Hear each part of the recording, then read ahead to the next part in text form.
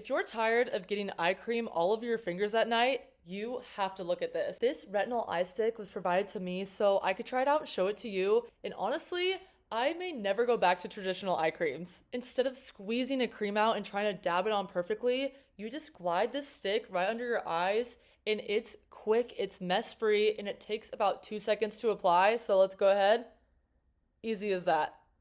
This formula contains retinol and other moisturizing ingredients designed to help improve the appearance of fine lines, wrinkles, puffiness, and dark circles over time.